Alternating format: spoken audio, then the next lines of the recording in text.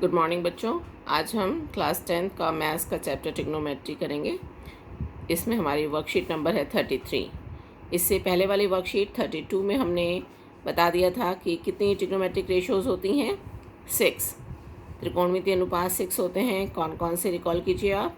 Sign theta, cos theta, tan theta, cosec theta, sec theta and cot theta. Okay, इसके बाद हमने इसके बीच में क्या रिलेशनशिप होता है, कौन किसका रेसिप्रोकल होता है, साइन कॉसेक का, कॉस सेक का एंड टेन कॉट का, ये भी बताया आपको। इसके बाद हमने कुछ आइडेंटिटीज़ की थी कि sine square theta plus cos square theta is 1, sec square theta minus tan square theta is 1 and cosec square theta minus cot square theta is 1।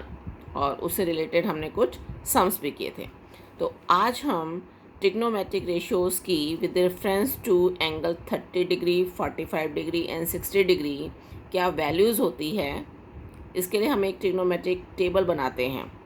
पर इससे पहले हम ज्योमेट्रिकली इसको डिराइव भी करेंगे कि वैल्यू कैसे निकलती है। 45 डिग्री पे साइन क्या होता है, या 30 पे या 60 पे क्या होता है, इसके लिए हम ज्योमेट्रिकली प्रूव करेंगे। तो सबसे पहले हम एंगल 45 डिग्री के लिए कर रहे हैं। चलिए, इसके लिए हमने एक ट्रायंगल लिया, राइट एंगल ट्रायंगल, और ये हमने यहाँ 90 डिग्री का एंगल बना दिया बी पर। क्लियर। अब हमने यहाँ पर एक 45 डिग्री का एंगल लिया। तो ये आपको पता है कि रिमेनिंग एंगल भी कितने का होगा? 45 का। क्यों? क्योंकि सभी 3 एंगल्स का सम कितना होता है? 180। तो ये 90 हो गया और ये 45 हो गया, तो रिमेनिंग क्या होगा? 45। अब जब ये दोनों एंगल सेम हो गए तो इनकी अपोजिट साइड भी सेम होंगी। That means this side is equal to this side. Okay, तो हमने इसको क्या ले लिया? ए ले लिया। इन दोनों साइड्स को हमने ए ले लिया है। इसके बाद हम थर्ड साइड जो है निकाल सकते हैं पाइथागोरस से, और इसके बाद हम जो है इसमें तीनों ट्रिग्नोमेट्रिक रेशियोज़ या 6 के 6 पूरी निकाल सकते हैं। तो चलिए, अब हमने क्या लिखा कि right angle triangle A B C में हमको बी क्या है? 90 डिग्री, और सी और ए एंगल कितने हैं? 45 डिग्री।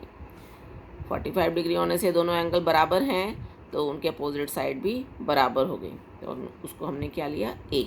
ठीक है। अब हमने पाइथागोरस प्रमेय इसमें लगा दी। तो क्या होता है? लम कर्ण स्क्वायर इज इक्वल टू लम स्क्वायर जमा आधार स्क्वायर। ठीक है। तो A C square is equal to A B square plus B C square. अब ए बी और बी सी ए पुट कर दीजिए, तो ये क्या हो गया? 2a स्क्वायर, और ए सी क्या आ गया? √2a। क्लियर। तो ये क्या आ गया आपका? √2a।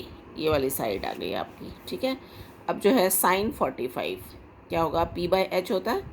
ठीक है। और उसमें देख लीजिए साइन 45, तो 45 के लिए परपेंडिकुलर कौन सा होगा? ये p और ये h।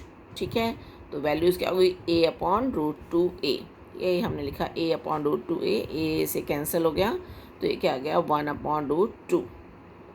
cos 45 की भी इसी तरीके से निकालेंगे। ये क्या होता है? b/h। ठीक है। और 45 के लिए ये साइड वाली साइड जो होती है, ये क्या होती है? बेस, और ये हाइपोटेन्यूज। ठीक है। तो बेस अपॉन h यानी a/√2a, ये भी कैंसिल होके क्या आ गया? 1/√2। tan 45 भी p/b, ये आ गया 1। तो हमारी इनकी वैल्यूज़ आपको निकालने आ गई कि साइन 45 क्या होता है? 1/√2, कॉस 45 क्या होता है? 1/√2, tan 45 क्या होता है? 1। ओके, इसी तरीके से हम 30 और 60 डिग्री के निकालेंगे। 45 के लिए थोड़ा इजी था, क्योंकि डायरेक्टली 90 डिग्री के एंगल में ऐसे 45 दोनों एंगल बन गए थे। ठीक है। बट इसमें जो है हम 30 और 60 डिग्री के लिए, अब इसमें हम एक इक्विलेटरल ट्रायंगल लेते हैं, क्योंकि उसी में होते हैं तीनों एंगल 60 डिग्री के। क्लियर। इसके बाद हम जो है, अब हमें तो इसमें क्या अप्लाई करनी है? पाइथागोरस करनी है, तो राइट एंगल तो एक होना चाहिए। ठीक है। अब 60 से तो काम नहीं चलेगा, तो हमने क्या किया? एक कंस्ट्रक्शन की। हमने ए से बी सी पर एक क्या करा? परपेंडिकुलर खींच लिया, एक लम्ब डाला है हमने ए डी। ठीक है। तो ये दोनों एंगल क्या हो गए? 90 डिग्री के हो गए। क्लियर।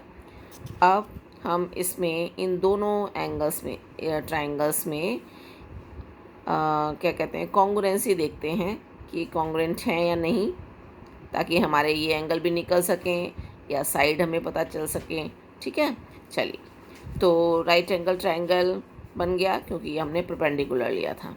अब आप देखिए इसमें कैसे कैसे ये ट्रायंगल जो हैं कॉन्ग्रुएंट होंगे। हाँ जी, इसमें देखिए, एक तो ये हाइपोटेन्यूज इसका और इसका सेम। क्यों सेम? इक्विलेटरल ट्रायंगल है ना, तीनों साइड सेम होंगी, तो हमने ए ले लिया था। तो ये और ये साइड सेम, ठीक है। और इसके बाद एक ये साइड कॉमन हो गई, ए डी दोनों में है। और इसके बाद एक क्या है हमारा, राइट एंगल। तो कौन सा कॉन्ग्रुएंसी रूल इसमें यूज़ हो गया? R H S. ओके, तो आर एच एस से क्या हो गया, ये दोनों ट्रायंगल जो हो गए कॉन्ग्रुएंट हो गए। और फिर इससे होने से हमें क्या पता चला कि ये दोनों एंगल सेम है। अब सेम है तो ये पूरा 60 का था, तो ये कितने हो गए, 30। और ये साइड हमारी पूरी ए की थी, तो ये क्या हो गई, a/2 एंड a/2। ओके, अब हम आगे कर सकते हैं आराम से सारे ट्रिग्नोमेट्रिक वैल्यूज़ 30 और 60 के लिए। तो चलिए बेटा, थर्ड साइड भी इसमें, हाँ अभी हमें जो है ये वाली साइड भी निकालनी है। तो ये हम निकाल सकते हैं ना कि ये जो है हमारा क्या कहते हैं, कर्ण, ये लंब और ये आधार। तो कर्ण स्क्वायर क्या होता है, लंब स्क्वायर जमा आधार स्क्वायर, दोनों को ऐड करके इस तरीके से हमने ये वैल्यूज़ निकाल दी कि AB² = AD² + BD²। ठीक है, A² = AD² + a/2। और ये सॉल्व होके हमारा आ गया, AD आ गया √3/2a। तो AD आ गया आपका √3/2a। चलिए, अब जो है हम इसमें वैल्यूज़ लिख सकते हैं। sin 30 क्या, P/h। sin 30 देखिए यहाँ 30 है। अब इस 30 के लिए परपेंडिकुलर कौन सा होगा, इसके सामने वाला। ठीक है, h क्या है ये, तो P/h यानी a/2/a, a/2/a। और a से कैंसिल होके ये क्या आ गया, 1/2। इसी तरीके से cos 30 निकालेंगे, B/h tan 30b। तो सारी रेशियो जो हैं इस तरीके से निकल सकती हैं। ऐसे ही हम sin 60 के लिए निकाल सकते हैं। sin 60 के लिए देखिए बेटा, ये 60 है, इसके जस्ट अपोजिट वाला क्या हो गया, परपेंडिकुलर हो गया P, ये H और ये क्या, बेस। तो sin 60 निकालना है तो क्या होगा, P/h यानी √3/2a/a, √3/2a/a। a से a कैंसिल हो गया, ये क्या आ गया, √3/2। इसी तरीके से हम बाकी की भी निकाल लेंगे। तो अब आ जाइए आप, जो हमें लर्न करना है, ये तो हमने ज्योमेट्रिकली निकाल लिया। अब हमें लर्न करना है कि साइन, कॉस और टेन 0 डिग्री के लिए, 30, 45, 60 और 90 के लिए क्या होते हैं। तो इसका लर्न करने का तरीका जो है ये बहुत मुश्किल नहीं है। देखिए फर्स्ट देखो, सबसे पहले sin 0 0, sin 30 1/2, sin 45 1/√2। ये निकाला था ना मैंने ज्योमेट्रिकली अभी। हाँ, sin 60 √3/2, sin 90 1। ओके, अब आप इसको ज़रा रिवर्स कीजिए, ये वाला 1 यहाँ पर लिखेंगे, फिर √3/2 इधर, फिर ये इधर, फिर ये इधर और ये इधर। तो cos थीटा जो है इसका बैक साइड से हम ये रिवर्स कर देंगे इसको। ठीक है, तो आपको ये वाली लाइन लर्न करनी है। sin 0 0, 30 1/2, 45 1/√2, 60 √3/2 and 90 1। और फिर उल्टा हो जाएगा, cos 0 क्या आ जाएगा 1, cos 30 ये sin 60 वाला, फिर cos 45 sin 45 वाला, cos 60 sin 30 वाला। ठीक है, तो इस तरीके से आ जाएंगी। इसके बाद tan थीटा क्या, ये हमको पता है कि sin बाय cos होता है ये tan, है ना। तो 0/1 0, इसके बाद इसको डिवाइड करो तो ये आ जाएगा, इसके बाद ये। और आप बार बार तो ये नहीं सोचेंगे कि हम डिवाइड करें, ऐसे करें। तो आपको ये टेबल जो है लर्न ही करनी पड़ेगी। ठीक है, पहले sin थीटा की वैल्यूज़ लर्न कर लीजिए, cos थीटा की उसकी रिवर्स होती हैं वो, और tan थीटा देखिए कैसे, tan 0 0, tan 30 1/√3, फिर 45 पे ऊपर का 1 आएगा और 60 पे फिर नीचे का √3, और ये तो नॉट डिफाइंड है। नॉट डिफाइंड क्यों? क्योंकि साइन और कॉस को जब आप डिवाइड करेंगे 1/0, तो नीचे 0 होगा, तो नीचे 0 से तो डिवाइड नहीं कर सकते, है ना। तो ये क्या हो जाएगा? Not defined. इसी तरीके से हम बाकी की भी कर सकते हैं, जैसे कॉसेक। अब मुझे क्या निकालना है? कॉसेक 0। अब कॉसेक 0, कॉसेक किसका उल्टा होता है? साइन का, है ना। मुझे निकालना है कॉसेक 0 डिग्री। ये क्या होता है? साइन का रिवर्स होता है ना। साइन 0 क्या है? 0। तो 0 का रिवर्स क्या हो गया? 1/0।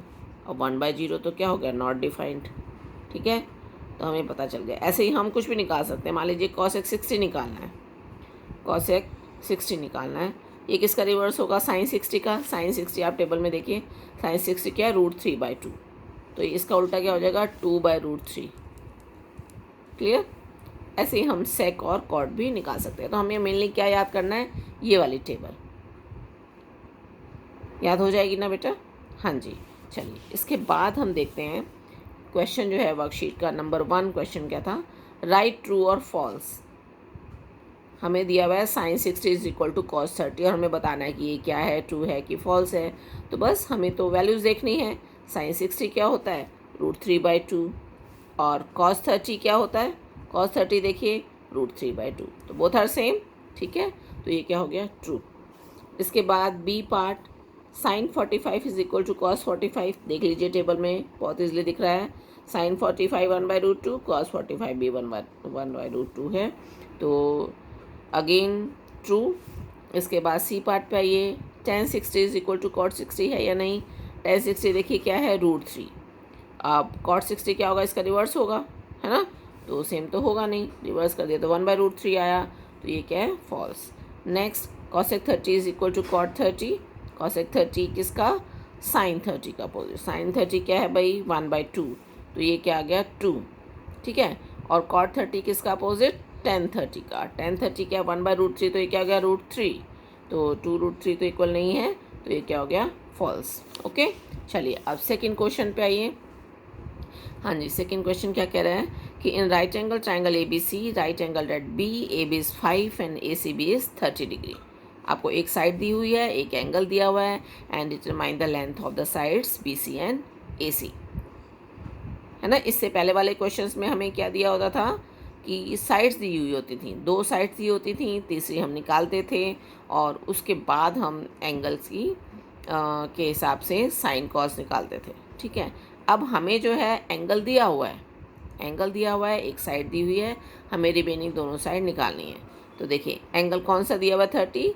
ACB, ACB का मतलब C पर बनाना है हम एंगल। ठीक है, तो C पे क्या आ गया? 30, और B पे तो हमें 90 लेना ही पड़ेगा, है ना। तभी तो हम पाइथागोरस या क्या कहते हैं आपकी ट्रिग्नोमेट्री अप्लाई कर सकते हैं। ठीक है, राइट एंगल ट्राइंगल तो होना ही चाहिए। चलिए, और साइड भी हमें क्या दी हुई थी? ये 5।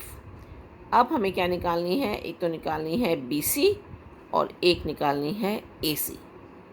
चलिए, अब देखिए, अब इसमें ये क्या है? 30 के हिसाब से ये क्या है? P। ठीक है, परपेंडिकुलर।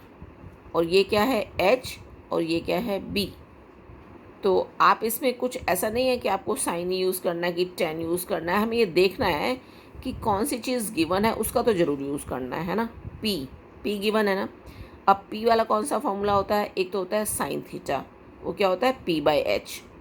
तो हम साइन 30 भी यूज़ कर सकते हैं। एक हमारा tan का होता है P/B, उसमें भी P है ना, तो हम tan भी यूज़ कर सकते हैं।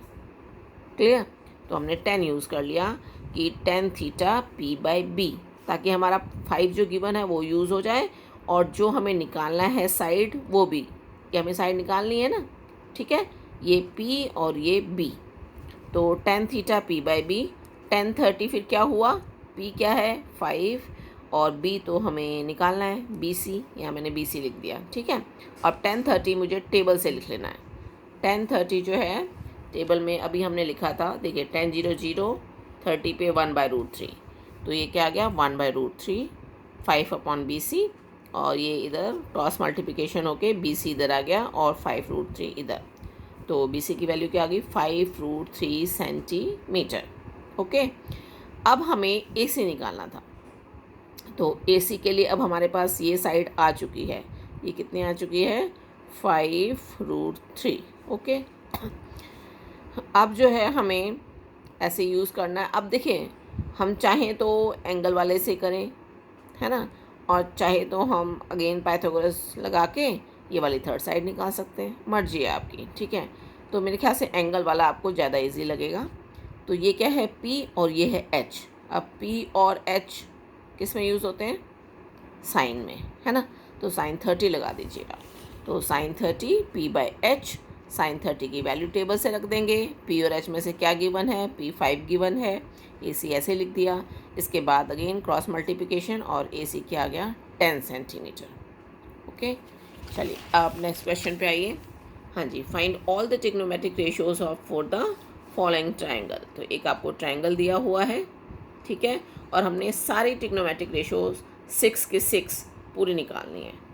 अब दिया क्या क्या, ये x है, ये √2x आ जाएगा, या दिया हुआ है शायद, और ये हमें 45 दिया हुआ है, ठीक है। तो चलिए सबसे पहले हमें क्या निकालना है, साइन 45, और पूरी की पूरी 6 निकालनी है। तो sine cos tan cosec sec और कॉट सब निकालने हैं। साइन 45 क्या होता है P/H, 45 के हिसाब से जस्ट अपोजिट क्या होता है P, ये हुआ H और ये B, ठीक है। तो एक बार लिख लो इसको आप, ये P है, ये H है, ये B है। P/H that means x/√2x, x cancel तो 1/√2। ओके, अभी cos 45 क्या होता है B/H, तो B कहाँ है, ये रहा x, और H √2x, तो x/√2x अगेन कैंसिल होके 1/√2। tan 45 P/B, P क्या ये रहा, और B आपका x, तो x/x कैंसिल होके 1। cosec 45 तो आप साइन का रिवर्स कर दीजिए, ये क्या था 1/√2, तो ये √2/1, ठीक है, ये आ गया √2। sec 45 किसका अपोजिट, किसका रिवर्स, cos 45 का। cos 45 क्या है आपका 1/√2, तो इसको रिवर्स करके √2। ऐसे ही cot 45 10 का रिवर्स, 10 क्या 1, तो 1 का रिवर्स तो 1 ही हुआ 1। ओके।